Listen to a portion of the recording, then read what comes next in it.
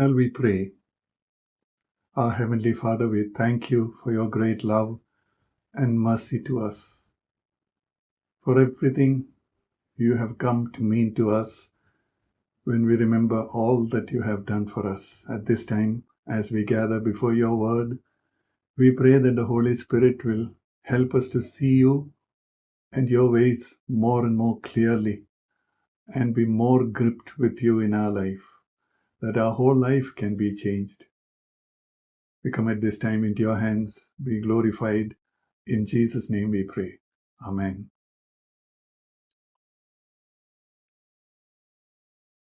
We used to be people who did everything according to our own desires. Irrespective of whether it was right or wrong, whether it was pleasing to God or not, we followed our desires. The only thing we tried to do was to make sure that we were not getting caught. But when we heard the gospel, it convicted us about our sinfulness before the holy God and the sins that we have committed in our life. We humbled ourselves, repented before God, and God was gracious to forgive us because we came by faith, holding on to the fact that Jesus has already taken our punishment, and therefore God is able to forgive us. Therefore, we asked for forgiveness. He forgave us. Not only did he just forgive us, but he accounted the righteousness of Jesus into our account so that he could now look at us as righteous people, acceptable to God. Romans chapter 4, verse 5. But to the one who does not work, but believes in him who justifies the ungodly, his faith is credited as righteousness. Now God has placed us in Christ, and every blessing that is there in Christ is offered to us. We rejoice greatly over everything that he has given to us as blessings. But the more we are gripped by what he has done for us, the more we want to follow him, the more we want to walk in his ways, the more we want to do his will in our lives, and the more we want to glorify him through our lives. 1 John chapter 2, verse 6. The one who says that he remains in him ought himself also walk just as he walked. If we say Jesus has forgiven our sins, Jesus has become our righteousness, and he has become our Lord and Savior, and we continue to walk in our own ways, we do not see the truth. We are believing a lie, because if we have really come to Jesus and he has transformed our life, then we want to walk as he walked. The way Jesus walked, that's the way we also want to walk. So if we disconnect these two aspects of life, knowing who we are as being in Christ, but at the same time continuing to live our own way without recognizing how we ought to walk now, then we go wrong. But unfortunately, that kind of thing seems to be one of the wrong emphasis of many preachers these days. They talk so much about our identity in Christ, who we are in Christ, how God has forgiven us, how he has cleansed us, how he has accepted us, how he has taken away all our condemnation, how he loves us, how he cares for us, provides for us. All these things are in their preaching, but they do not mention, or they do not bring equal emphasis to how we should respond now that he has placed us in Christ. How should our life be? And they keep saying this one-sided gospel, about what God has done for us, and neglect to mention, therefore, what should we do? Of course, we do not do things to earn our salvation. It's a free gift from God. But when we have been offered this salvation, when we have been forgiven our sins and accepted as in Christ, our life should change. But they keep saying, Jesus has done it all. There is nothing we need to do.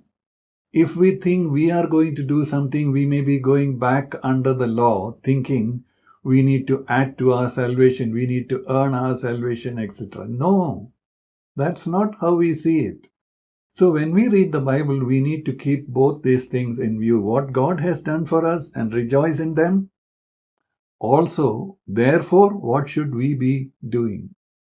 Yeah. But just given the first half of this message, saying what God has done for us, it sounds very encouraging, very comforting, and we greatly rejoice over everything that God is towards us, is doing towards us, all that. But we may be being unrealistic because we don't have our feet on the ground. Forget that we are walking on this earth with all its problems. And then when trouble hits us, we flounder because we didn't expect that, because we thought God would take care of everything. We did not know how to live, how to face temptation, how to overcome. We never knew about those things because we thought God would just take care of everything. And especially people who have been through great traumatic experiences in life, especially in childhood, experiences of rejection from their parents or neglect or abuse, not having experienced acceptance and affection and all coming from their parents and others around them, and seeing themselves with a poor self-esteem, thinking that nobody cares for them, loves them, and all that. And when they hear this part of the gospel, they are, of course, naturally excited about this. But as I was saying before, when trouble comes our way, as it will always be, Jesus said there will be trouble in this life, but be of great cheer because Jesus has overcome the world. But if we don't know how to deal with this trouble, we flounder, and some of these people get disillusioned because of the false understanding of the gospel they had, and some of them even fall away from the faith. That is tragic. Let's look at some of the wrong ways by which people misinterpret the Bible verses and come to this kind of a one-sided understanding of life. Romans chapter 6, verse 4. Therefore, we have been buried with him through baptism into death, so that just as Christ was raised from the dead through the glory of the Father, so we too may walk in the newness of life. So to think we have been baptized into water, so we have been baptized into the death of Christ, therefore we have come into the newness of life. True, but are we living entirely in the newness of life? There is no smell of sin in our life anymore. There are no temptations coming our way. There are no failures. There are no shortcomings. Are we totally in the newness of life? No. What Paul talks about at this point is the beginning of a new life with Christ. But we need to go on in this life to experience more and more of this newness of life, which God has prepared for us. Through this new birth, the beginning, and then the life that is to follow on earth, walking in the way Jesus walked, fulfilling the will of God in our life. If we don't connect these two things, we fail. Let's look at some verses following in the same chapter, which kind of give us the balance. Romans chapter 6, verses 12 to 14. Therefore, sin is not to reign in your mortal body, so that you obey its lusts. And do not go on presenting the parts of your body to sin as instruments of unrighteousness, but present yourselves to God as those who are alive from the dead, and your body's parts as instruments of righteousness to God, for God. For sin shall not be master over you, for you are not under the law, but under grace. Therefore, sin is not to reign in your mortal body. Why therefore? Because we have been buried into the death of Christ and we have been raised up to this new life. But it's just the beginning of this new life. How do we actually live this new life? By making sure that we don't yield ourselves to sin anymore, but we learn to yield ourselves to the will of God, to righteousness, to godliness, doing the will of God in our life. If we don't do that, automatically this newness of life will not come. The old life will keep coming over, taking over, and then sin will continue to have dominion over us. How is it? God's intention is that sin shall not have dominion over us. It doesn't happen just because we have come under grace. Yes, we have been brought into this grace. Now, how do we walk in it? By making sure we present ourselves to God as living sacrifices to do His will, and not just taking for granted we have come into the newness of life and resting there. No. The New Testament, if you look at the epistles of the New Testament and even the Gospels, we find so many things God is telling us to do. They are not like the commandments of the Old Testament, because keeping the commandments of the Old Testament were the way to find acceptance with God at that time. But now we have already been given acceptance by God. What is missing is we need to get into that experience of acceptance and grow in the knowledge of God, grow in the ability to do His will, and be free more and more from sinful things that used to be the mark of our life earlier. So if there is no matching here, if we just relax saying, no, we have already come into the newness of life, we are deceiving ourselves. One of the things that these preachers quote is John 19 verse 30. Therefore, when Jesus had received the sour wine, he said, "It is finished." And he bowed his head and gave up his spirit. What was finished?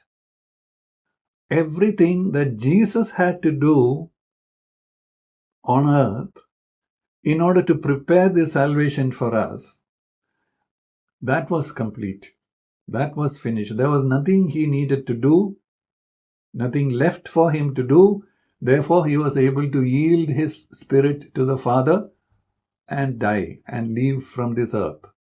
That is what was finished. Not that he has done our part too. What is our part? Follow in his ways, deny ourselves, do the will of God. That is how we actually partake of this salvation more and more in the process of sanctification. If we don't do that and we keep saying, no, Jesus has finished it all, He has completed, there is nothing left for us to do, that is to deceive ourselves. Romans chapter 3 verse 24. Being justified as a gift by His grace through the redemption which is in Christ Jesus. It looks as if everything is done. We have been justified as a gift of grace from God. Now what is there to be done? It looks as if that's a complete thing. But then what does it go on to say? If you have received this justification, if you have been saved as the beginning of this salvation, what should you be doing? Philippians chapter 2 verse 12. That's the balancing verse. Work out your own salvation with fear and trembling. When? During the rest of our life on earth. This salvation that has begun in our life, work it out so that it can be manifested, it can be demonstrated, it can be effective in our personal life and through us to reach out to other people, to bless them. If that part is missing, and if we just keep rejoicing in this free gift of salvation that God has given to us, we miss one of the important points. Romans chapter 6, verse 11.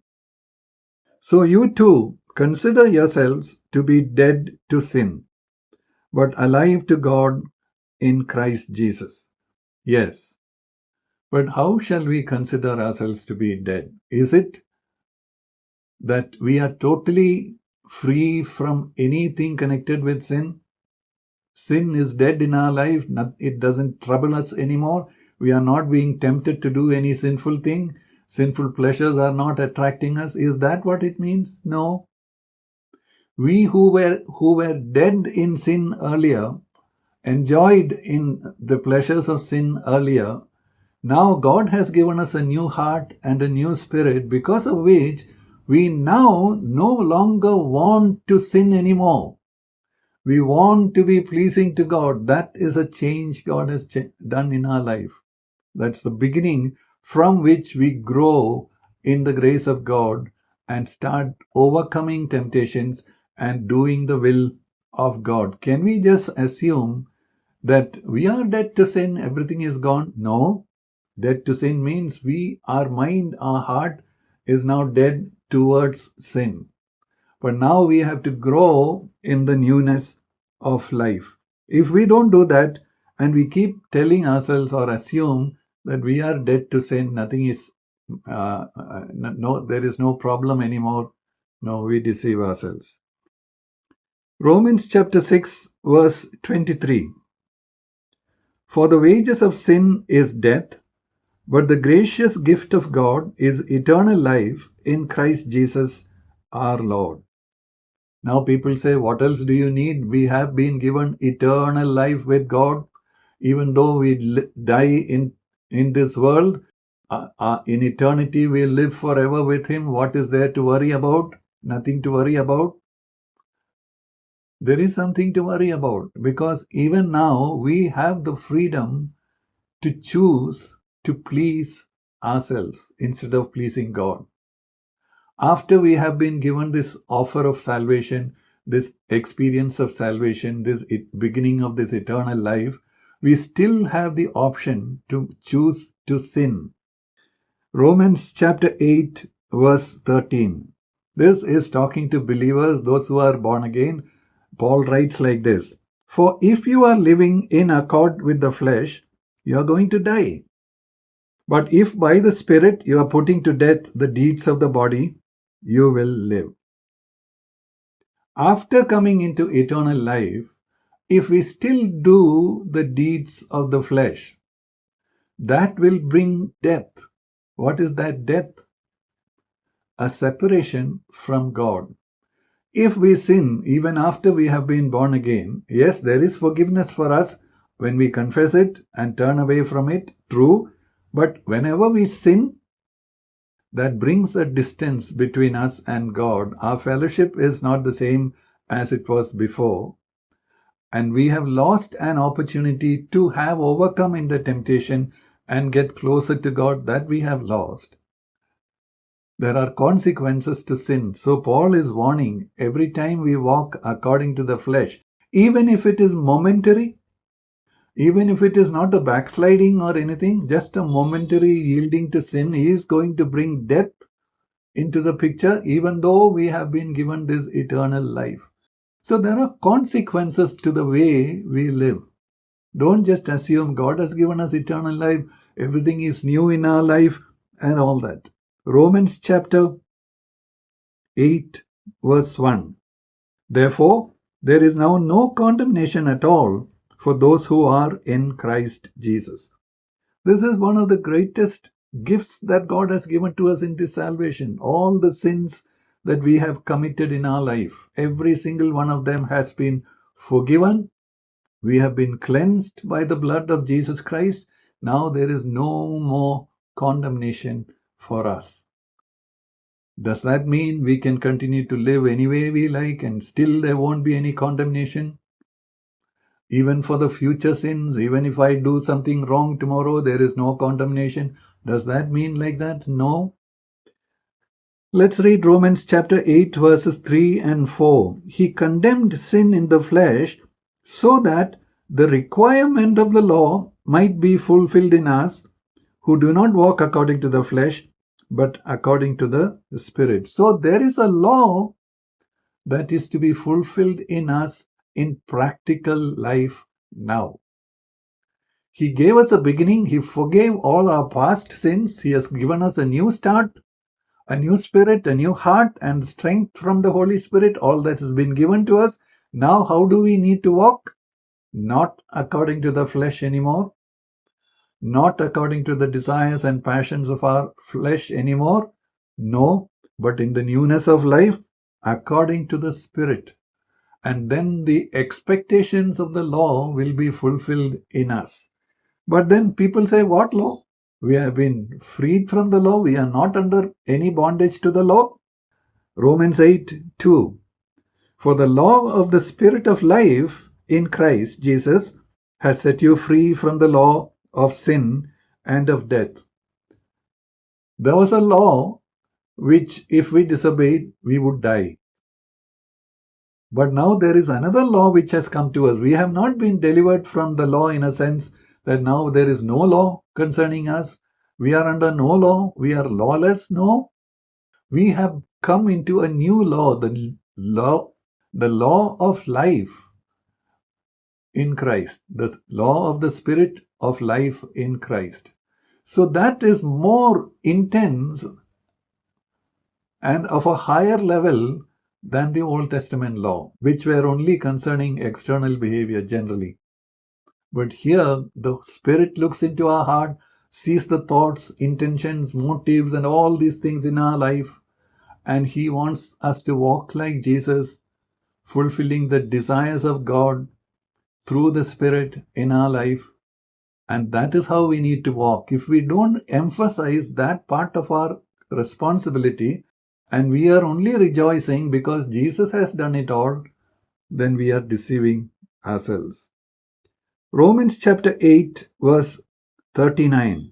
Nor height, nor depth, nor any other created thing will be able to separate us from the love of God that is in Christ Jesus our Lord. Now connect this with the eternal life promise that we had earlier. Now we think nothing is going to separate us, nothing that happens, even evil spirits and powers in the heavenly places, nothing can disturb our God's love for us. True, God has said nobody can take us out of God's hands. True, and He will not let us go. He will be with us always. He will not abandon us. All that is true. But what else is also true? Hebrews chapter 3, verse 12. Take care, brothers and sisters, that there will not be in any one of you an evil, unbelieving heart that falls away from the living God. That is something we still have ability to do, fall away from the living God through unbelief, through disobedience, as the same passage continues to say in Hebrews. People come across different situations, some unanswered prayer, and they can't explain it. They stop believing in God. They turn away from God. Some questions, intellectual questions, they cannot answer. So they think there is no God. God can't be like this and all that. So people come into different kinds of situations, and there are so many people, unfortunately, who are falling away from the faith. So God wants us, holy brothers and sisters, please make sure you don't fall away. It is possible for people to fall away. Don't imagine that once we have come to Christ, there is eternal life. No one can take us away from Him and all that. That is all true on one side. On the other side, we can fall away from the living God unless we take care. Take care, brothers and sisters. Don't allow ourselves to fall away. Another verse, 2 Corinthians chapter 5, verse 17.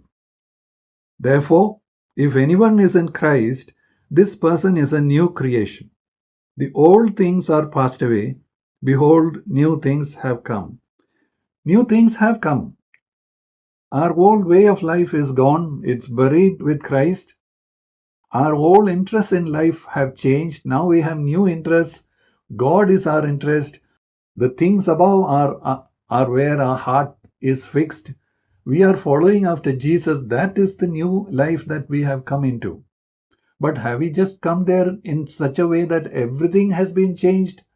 Nothing old remaining in us. All things are new. We have already become like Christ. Is that what he is saying? No. He himself said in a different place, I have not reached there yet. I have not attained to it. I am just pressing on towards the goal that God has given for me. So should we. Don't let us assume that we have reached somewhere and that's it. We have been born again. We have been baptized in water. We have received the Holy Spirit and everything is fine. No, there is so much more we need to press on to. Let's not take a one-sided aspect of the gospel. Let's put our feet on the ground. Receive what God has for us, yes, but let's respond to it in our heart and mind and then in our actions. Let's not deceive ourselves. May God help us. Amen.